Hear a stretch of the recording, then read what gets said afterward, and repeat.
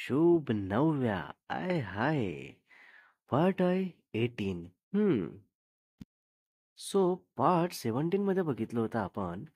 नवव्या मस्त शुभला भेटायला बोलवते एका कॅफेमध्ये. तर तिथे नवव्याचे मेल फिमेल फ्रेंड्स असतात, ज्यामुळे शुभ इन्सिक्युअर फील करून रागात येतो आणि तसंच शिवी देतो त्या मुलांना आणि भांडण करायला कॅफे बाहेर निघतो आणि मग नवव्या सोडवते आणि मग शुभ बाईकने घेऊन जातो नवव्याला. सो आता पुढे बघू नक्की कुठे घेऊन जातो, काय करतो.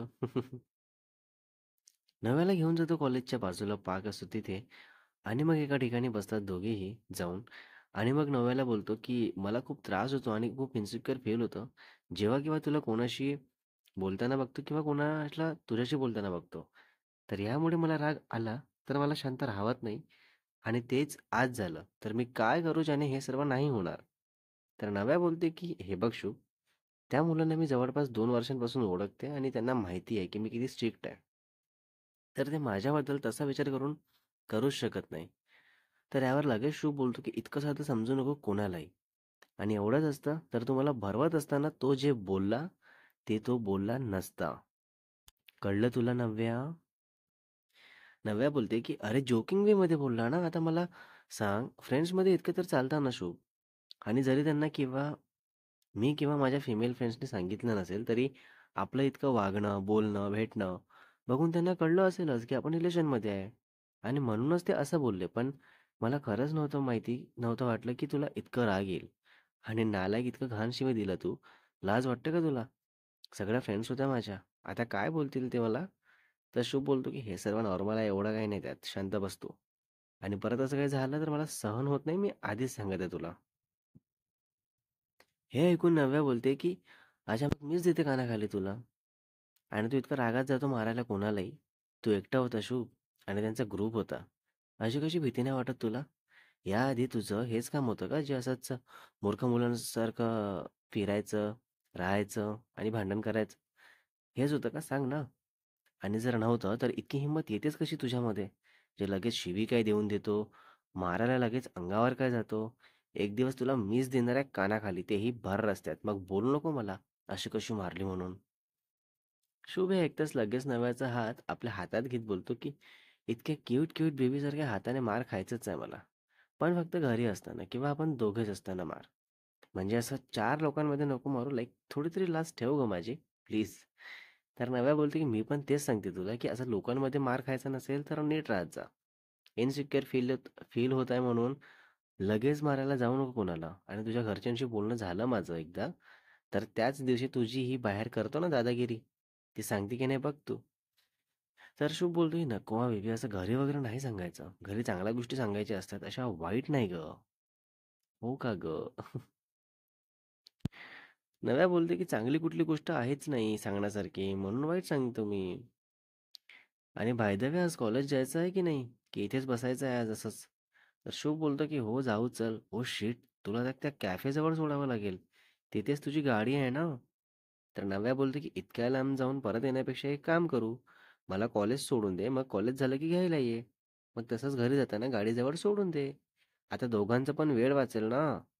सो तर शुभ ठीक आहे बोलतो आणि तसंच नव्याला कॉलेजला सोडतो आणि तसंच आपल्या कॉलेजला जातो. कॉलेजमध्ये दोघेही आपले प्रॉपर लेक्चर अटेंड करतात आणि नव्या आपलं बुक रीडिंग करत असते. तर तेव्हा ते फ्रेंड्स येतात आणि बोलतात की तुम्ही रिलेशनमध्ये आहे का गं? जे त्याला लगेच इतकी मिरची लागली.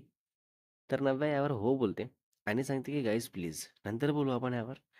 मला आता स्टडी करू द्या प्लीज. तर ओके बोलून ते मुलं चालले जातात. आणि मग नव्या स्टडी करते, 1 आवरने फ्री होते आणि बाहेर येते. तर तेव्हा आपल्या ग्रुप ऑफ फ्रेंड्स सोबत बसते. तर तेव्हा ते मुलं परत विचारतात की सांग ना नव्या, रिलेशनमध्ये आहेस का? तर नव्या हो बोलते. तर ते बोलतात की त्याला सांगून ठेव मग आमच्याशी नीट बोलायला आणि वागायला, कारण प्रत्येक ठिकाणी तू नसणार आहेस मार खाण्यापासून वाचवायला. नव्या बोलते ओ हॅलो, मी शुभला वाचवायला मध्ये नव्हते आले, तुम्हाला वाचवायला मध्ये आले होते. तो रागात कसा मार मारतो ना, हे मी प्रत्यक्षात बघून आहे. सो तुम्हाला कोणाला दुखापत नको व्हायला म्हणून शुभला शपथ देऊन शांत केली.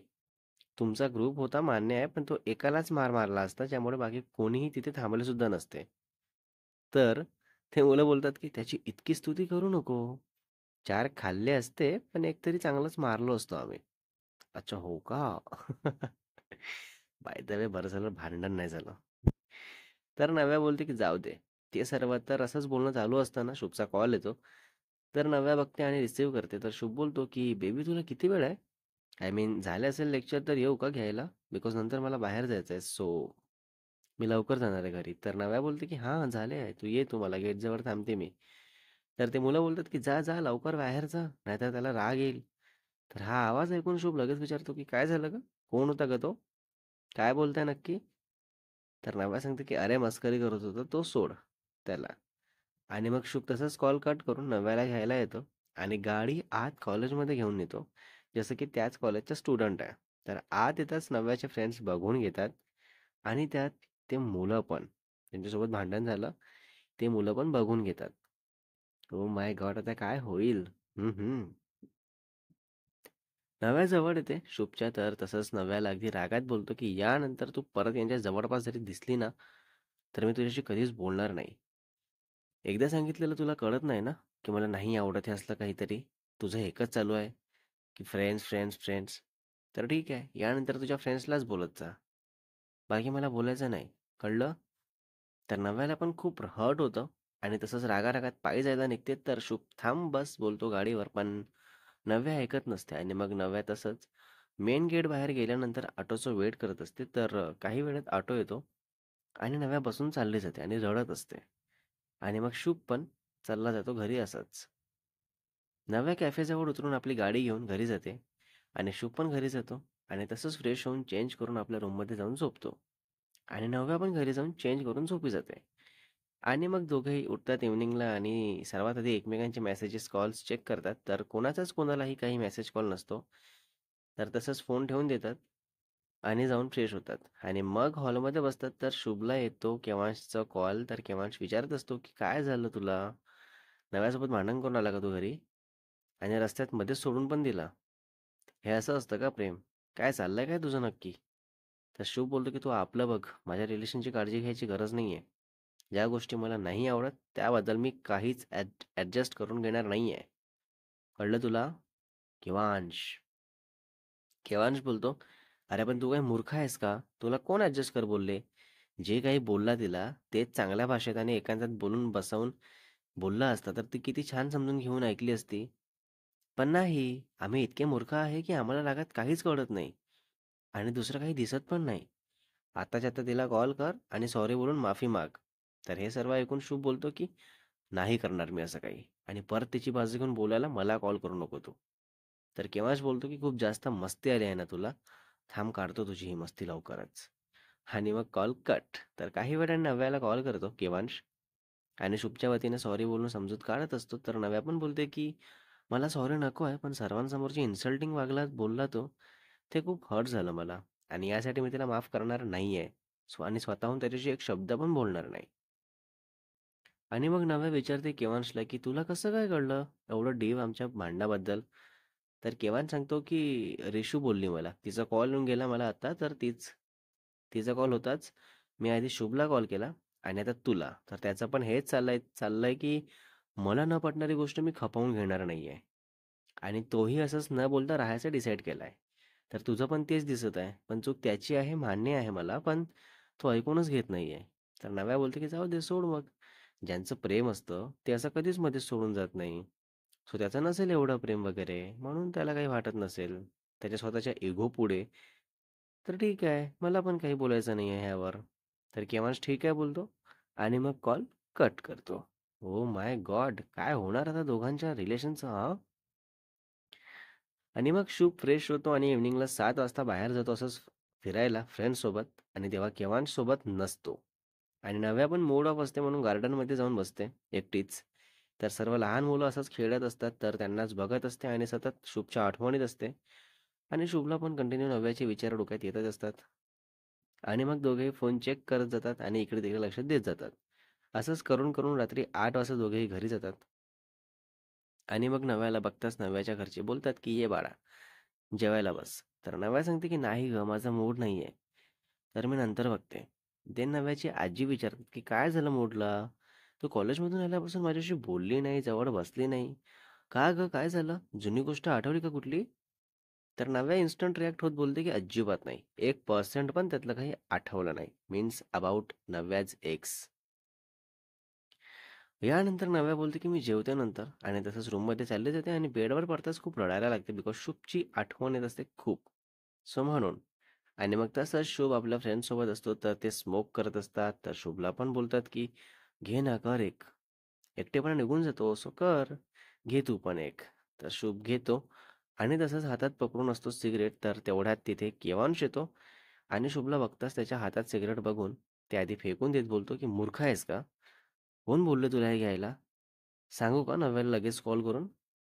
तर शुभ पण रडून बोलतो, की "हां, जा सांगून दे. घाबरत नाही मी तिला पण आणि तुला पण." आणि फेकून दिलेली सिगारेट परत उचलून घेतो शुभ. "व्हॉट?" शुभ परत सिगारेट उचलताच केवांश करतो नव्याला कॉल आणि फोन स्पीकरवर टाकतो. तर नव्या रिसीव्ह करून "हां, बोल केवांश" बोलते. तर नव्याचा आवाज ऐकून शुभला कळतं, की नव्या खूप रडून घेतली आहे. तर तसंच केवांशला शुभ इशारा करतो, की "रडली का विचार?" तर केवांश तसंच विचारतो. तर नव्या सांगते, की "अरे, सर्दीमुळे आवाज खराब झालाय." तर शुभ तसाच फोन घेतो आणि बोलतो, की "खोटं बोलणं बंद कर. सर्व कळतं मला. रडत होती, की सर्दीमुळे आवाज कसा झाला." तर नव्याला कळतं शुभ बोलला म्हणून. तर तसंच बोलतो, की "केवांश, काय झालं? कॉल का केला होता तू?" तर केवांश न बोलता शुभ बोलतो, की "माझी कंप्लेंट करायला कॉल केला होता." तर नव्या परत बोलते, की "केवांश, मला तुझ्याशी बोलायचं आहे." आणि काही लोकांना इतकं बेसिक सेन्स नसतो, की दुसऱ्यांच्या फोनवरून जबरदस्ती बोलायचं नसतं. Next part is coming soon guys.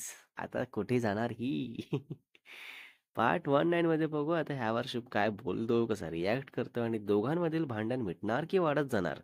आणि कोण आधी पुढाकार घेऊन कोणाची किती आणि कशी समजूत काढतात आणि स्टोरीमध्ये पुढे काय बघायला मिळेल, सो तेही बघू. रायटर अँड एडिटर शुभ वासेकर. आहा.